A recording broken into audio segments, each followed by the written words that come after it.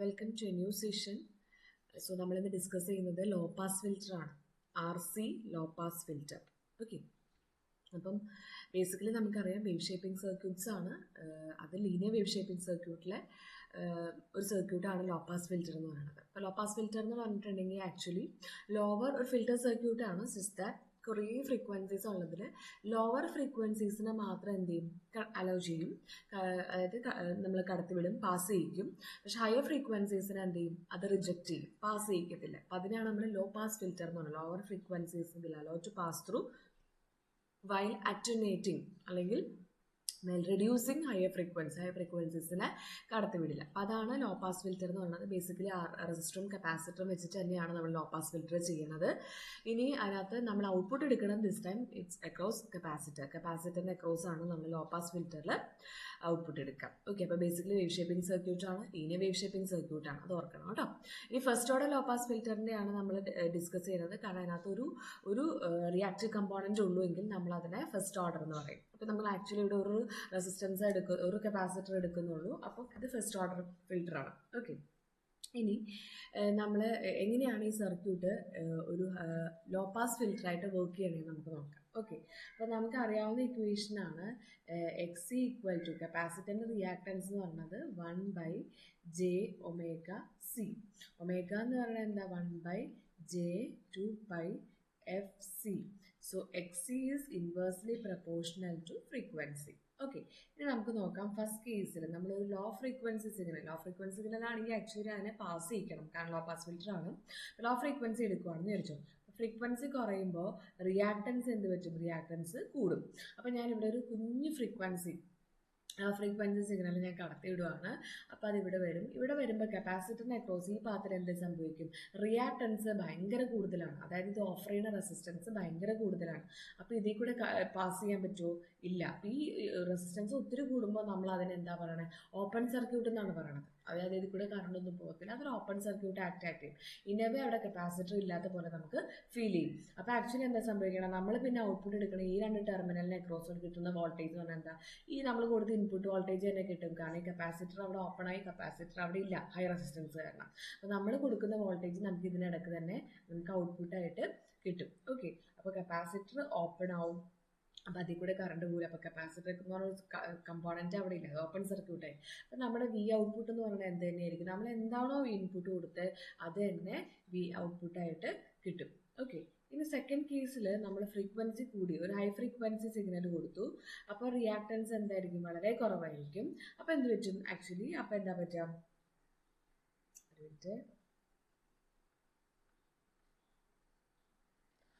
ഇനി നമ്മൾ കൊടുക്കാൻ പോണത് ഇവിടെ ആക്ച്വലി ഒരു ഹൈ ഫ്രീക്വൻസി സിഗ്നലാണ്.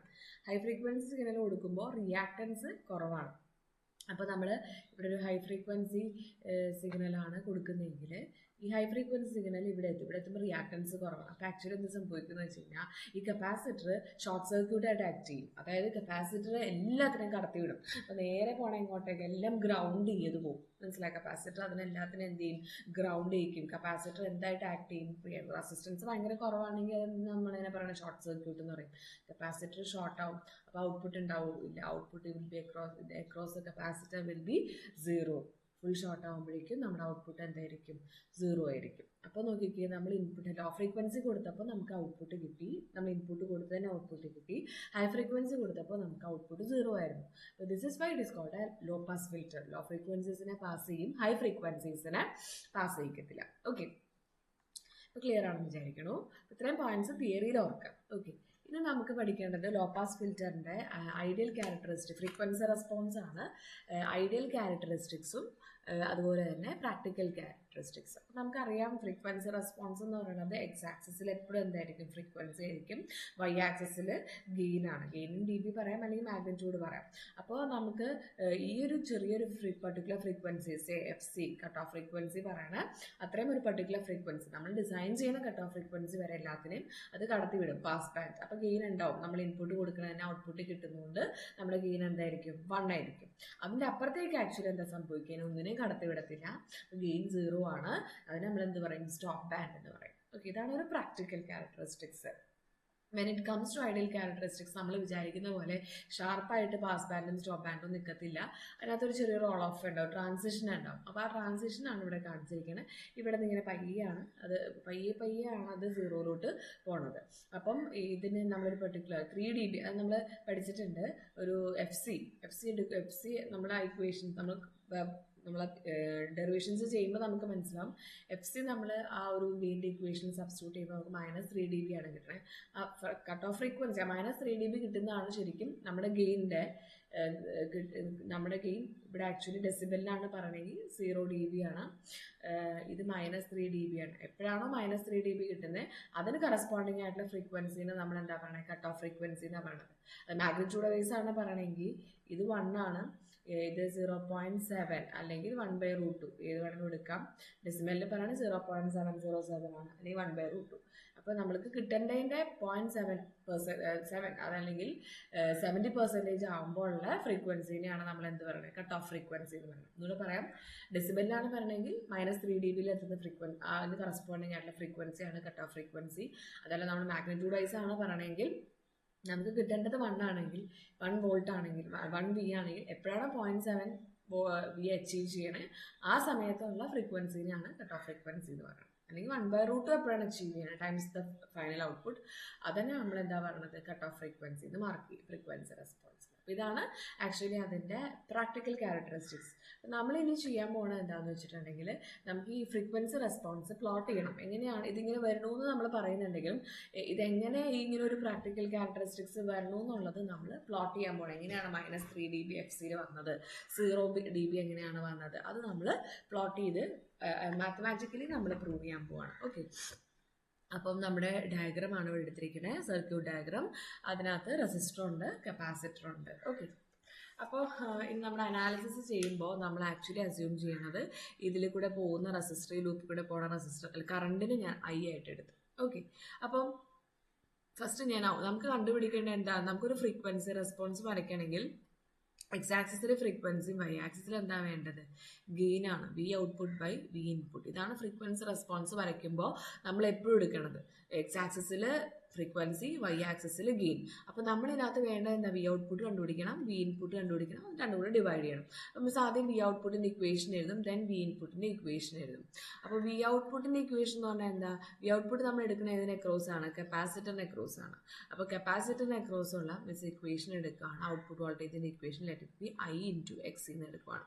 ഓക്കെ, അപ്പോൾ എക്സിയുടെ ഇക്വേഷൻ നമുക്കറിയാം, I × 1/J. ഈ I എന്ന് പറയുന്നത് കോംപ്ലക്സ് അല്ല, ഈ I കറണ്ടാണ് കേട്ടോ, J⍵C. അല്ലെങ്കിൽ എനിക്ക് ഇങ്ങനെ എഴുതാം, I / കറണ്ട് / J2πfc ഇങ്ങനെ എടുക്കാം. ഇതെൻ്റെ ഫസ്റ്റ് ഇക്വേഷനായിട്ട് ഞാൻ വി ഔട്ട്പുട്ട് എനിക്ക് കിട്ടി.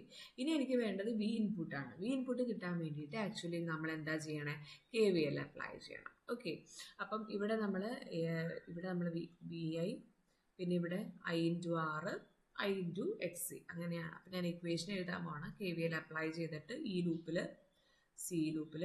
അപ്പം VI ഓക്കെ മൈനസ് ഇവിടെ നിന്ന് ഹയർ വോൾട്ടേജ് ഉണ്ടാവും, റെസിസ്റ്റർ നമ്മൾ ചാടി കടന്നു കഴിയുമ്പോൾ നമ്മുടെ കയ്യിലുള്ള വോൾട്ടേജ് പോകും. അപ്പോൾ നെഗറ്റീവ് ഇതിനേക്കാൾ കുറവായിരിക്കും ഇവിടെ. അപ്പോൾ നമ്മളിവിടെ പ്ലസ്സും ഇവിടെ കുറഞ്ഞു എന്നുകൊണ്ട് മൈനസും ഇടും. അപ്പോൾ പ്ലസ് ടു മൈനസ് പോകുമ്പോൾ മൈനസ് ഇടണം KVL. അവിടുത്തെ വോൾട്ടേജ് എന്ന് പറയുന്നത് I × R. KVL എഴുതുമ്പോൾ എപ്പോഴും നമ്മൾ വോൾട്ടേജ് ആണ് എഴുതേണ്ടത്. അപ്പോൾ ഇവിടെ റെസിസ്റ്റർ അക്രോസ് ഉള്ള വോൾട്ടേജ് എന്ന് പറഞ്ഞാൽ എന്താ, I × R. ഇനി അത് കഴിഞ്ഞ് ഇതേപോലെ കപ്പാസിറ്റർ വരുമ്പോൾ കപ്പാസിറ്റർ അക്രോസ് ഉള്ള വോൾട്ടേജ് എന്താ, -I × XC = 0. ഇതാണ് KVL. അപ്പോൾ ഇതിനകത്ത് എനിക്ക് കണ്ടുപിടിക്കേണ്ട ആക്ച്വലി എന്താണ്, VA ആണ്. അപ്പോൾ VA = I × R + I × XC. Okay, അപ്പോൾ എനിക്ക് അതിനകത്ത് നിന്ന് പുറത്തെടുക്കാം, I = R + XC. ഇനി ഞാൻ എന്താ ചെയ്യണേ, XCക്ക് സബ്സ്റ്റിറ്റ്യൂട്ട് ചെയ്തു, I × R + 1/J⍵C. ഓക്കെ, അപ്പോൾ ഇതാണ് എൻ്റെ സെക്കൻഡ് ഇക്വേഷൻ. അപ്പോൾ എനിക്ക് എന്ത് കിട്ടി, ഔട്ട്പുട്ടും കിട്ടി, ഇൻപുട്ടും കിട്ടി. ഓക്കെ, ഇനി എനിക്ക് എന്താ കണ്ടുപിടിക്കേണ്ടത്, മിസ് പറഞ്ഞു എനിക്ക് ഗെയിൻ ആണ് ആക്ച്വലി കണ്ടുപിടിക്കേണ്ടത്. അപ്പോൾ ഞാൻ ഗെയിൻ കണ്ടുപിടിക്കാൻ പോവാണ്. ഗെയിൻ്റെ ഇക്വേഷൻ, ഗെയിൻ കിട്ടിയാലേ എനിക്ക് വൈ ആക്സിസ് കിട്ടത്തുള്ളൂ. V output by V input. V output എന്തായിരുന്നു, നമ്മുടെ current / J2πfc. Okay, then V input എന്ന് പറഞ്ഞാൽ എന്തായിരുന്നു, നമ്മുടെ I × ആർ പ്ലസ് 1/j⍵c. j⍵cക്ക് നമുക്ക് 2πfc സബ്സ്റ്റിറ്റ്യൂട്ട് ചെയ്യാം കേട്ടോ. അപ്പോൾ എനിക്ക് ആക്ച്വലി എന്തിനെ കട്ട് ചെയ്ത് കളയാൻ വേണ്ടിനകത്ത് ഐനെ കട്ട് ചെയ്യാം. ഓക്കെ, അപ്പോൾ ഞാൻ അതൊന്നുകൂടെ റീഅറേഞ്ച് ചെയ്യാണ്. ഐ എന്ന് പറയുന്നത് ഐ ഇൻറ്റു 1/j2πfc എന്ന് എഴുതി. ഐ ബൈ എന്നുള്ളത് എനിക്ക് ഐ ഇൻറ്റു 1/, എന്ന് എഴുതാമല്ലോ. I into R plus 1/j, ഒമേഗയ്ക്ക് വരെ മിസ് എന്ത് കൊടുത്തു, 2πfc എന്ന് കൊടുത്തു. ഞാൻ ഐയും ചെറുതായിട്ട് സ്ട്രൈക്ക് ചെയ്തു. ഇത് ചെയ്യണേ. എന്നിട്ട് ഇനി ഞാൻ എന്താ ചെയ്യാൻ പോകണമെന്ന് വെച്ച് കഴിഞ്ഞാൽ ഈ ഒരു ടേമിൽ നമ്മൾ എന്താ ചെയ്യുക, ക്രോസ് മൾട്ടിപ്ലൈ ചെയ്യണം. അപ്പോൾ ഇവിടെ മേളിൽ എന്താണ് നമുക്കുള്ളത്, 1/j2πfc ഡിവൈഡ് ബൈ ഇതിനെ ക്രോസ് മൾട്ടിപ്ലൈ ചെയ്യുമ്പോൾ ഇതിനെ ഇങ്ങോട്ട് മൾട്ടിപ്ലൈ ചെയ്യണം. അപ്പോൾ j2πfc into R plus 1/j2πfc എന്ന് കിട്ടും. ഓക്കെ, ആറിനെ ഇതുകൊണ്ട് മൾട്ടിപ്ലൈ ചെയ്തു, ക്രോസ് മൾട്ടിപ്ലൈ ചെയ്യുമ്പോൾ 1 × 1 അപ്പോൾ +1 ഡിവൈഡ് ബൈ ഡിനോമിനേറ്റേഴ്സ് തമ്മിൽ മൾട്ടിപ്ലൈ ചെയ്യുക. അങ്ങനെയാണ് ക്രോസ് മൾട്ടിപ്ലിക്കേഷൻ. ഇതേ ഇൻറ്റു ഇത് പ്ലസ് ഇതേ ഇൻറ്റു ഇത് ബൈ താഴത്തെ രണ്ടെണ്ണം. ഓക്കെ, അപ്പോൾ ഇത് നമുക്ക് ഇതും ക്യാൻസൽ ചെയ്യാം. അപ്പോൾ നമ്മുടെ final equation will be like 1/j2πfcr plus 1, അല്ലെങ്കിൽ നമുക്ക് ഇങ്ങനെ എഴുതാം 1/1 പ്ലസ് j2πfrc. ഇതാണ് നമ്മുടെ തേർഡ് ഇക്വേഷൻ. അതായത് V output by V input ആണ് നമ്മളിപ്പോൾ ഡിറൈവ് ചെയ്തുകൊണ്ടിരിക്കുന്നത്. കാരണം നമ്മൾ ഇവിടെ നിന്നാണ് തുടങ്ങിയത്. വി ഔട്ട് നമ്മുടെ ഗെയിൻ്റെ ഇക്വേഷൻ നമുക്ക് കിട്ടി. Okay, hope this is clear. ഇത്രയും ക്ലിയർ ആണെന്ന് വിചാരിക്കണം. ബാക്കിൻ്റെ കണ്ടിന്യൂവേഷൻ ആണ് മിസ് അടുത്ത സ്ലൈഡിൽ ചെയ്യുന്നത്. ഈ equation V output by V input എന്ന് പറയുന്നത് നെക്സ്റ്റ് സ്ലൈഡിലോട്ട് മാറ്റുവാണ്. ഓക്കെ, അപ്പോൾ നമുക്ക് കിട്ടിയ ഇക്വേഷൻ എന്താണെന്ന് വെച്ച് കഴിഞ്ഞാൽ V output by V input is equal to 1/1 plus j2πfrc. ഇനി നമ്മൾ എങ്ങനെയാണോ ഹൈ പാസ് ചെയ്ത് അതേപോലെ തന്നെയാണ് ഡെറിവേഷൻ്റെ സ്റ്റെപ്സ് പോണത്.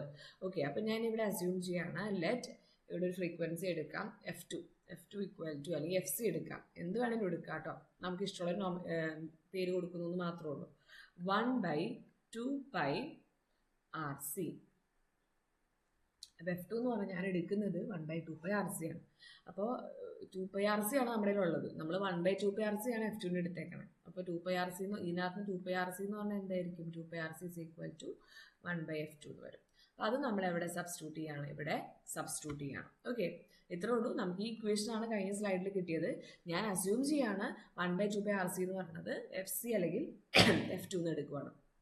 ഓക്കെ, f2 എടുത്താൽ ത്രൂ ഔട്ട് f2 ഉപയോഗിക്കണം, fc എടുത്താൽ ത്രൂ ഔട്ട് fc എടുക്കണം. ഓക്കെ, അപ്പോൾ മിസ് fc എടുക്കാം. ഓക്കെ, അപ്പോൾ ഇത് fc ആയിട്ട് എടുത്തു.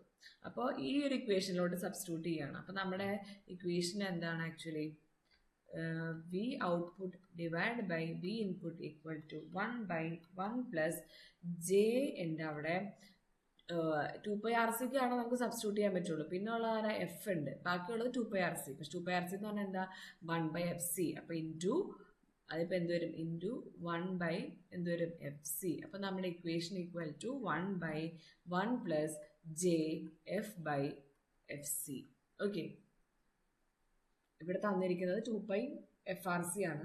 അതിനകത്ത് 2πRC എന്ന് പറയുന്നത് 1/f2 ആണ്. അപ്പോൾ അത് സബ്സ്റ്റിറ്റ്യൂട്ട് ചെയ്തു, fc ആണ്, f2 അല്ലെങ്കിൽ fc, അപ്പോൾ സബ്സ്റ്റിറ്റ്യൂട്ട് ചെയ്തു. ഇതാണ് നമ്മുടെ ഇക്വേഷൻ.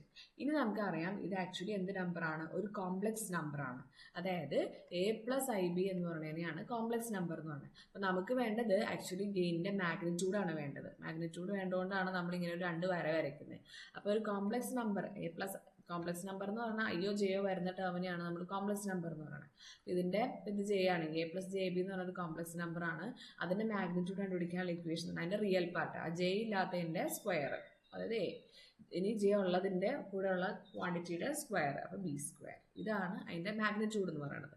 അപ്പോൾ നമ്മൾ ഇതേപോലെ ഇതിൻ്റെ മാഗ്നിറ്റ്യൂഡ് കണ്ടുപിടിക്കണമെങ്കിൽ 1ൻ്റെ സ്ക്വയർ 1 തന്നെ. ഇതാണ് a, ഇത് ഈ ഒരു f/fc എന്ന് പറയുന്നതാണ് എന്ത്, ജെയുടെ കൂടെയുള്ള ടേമാണ് b. അപ്പോൾ അതിൻ്റെ മാഗ്നിറ്റ്യൂഡ് എങ്ങനെ കണ്ടുപിടിക്കുന്നത്, a² 1² plus f/fc the whole square. ഇതാണ് ഫൈനൽ ഗെയിൻ അല്ലെങ്കിൽ മാഗ്നിറ്റ്യൂഡ് കൂടെ കണ്ടുപിടിച്ചിട്ടുള്ള നമ്മുടെ ഗെയിൻ എന്ന് പറയുന്നത്. ഓക്കെ, അപ്പോൾ നമുക്ക് ഇത്രയും കിട്ടി. ഇനി നമുക്ക് ചെയ്യേണ്ടത് എന്താണെന്ന് വെച്ചിട്ടുണ്ടെങ്കിൽ ഗ്രാഫ് പ്ലോട്ട് ചെയ്യണം. ഓക്കെ, അപ്പോൾ ഈ ഗ്രാഫ് പ്ലോട്ട് ചെയ്യാൻ വേണ്ടി മിസ് ഈ ഇക്വേഷൻ അടുത്ത സ്ലൈഡിലോട്ട് കൊണ്ടുപോവാണ്. നമ്മുടെ ഇക്വേഷൻ ഗെയിൻ മാഗ്നിറ്റ്യൂഡ് വെച്ച് കിട്ടിയത് V output by V input is equal to 1/√1 plus F by F C the whole square. ഇനി ഞാൻ അസ്യൂം ചെയ്യാണ്, ലെറ്റ് ഓരോ കേസസ് എടുക്കുവാണ്. Case let it be 1 F C അല്ല എഫ് ഈക്വൽ ടു നമ്മൾ എടുക്കുന്നത് 0 ആണ്. ആദ്യം ലോ ഫ്രീക്വൻസി ആണ് കടത്തി വിടണമെങ്കിൽ എന്ത് പറ്റും?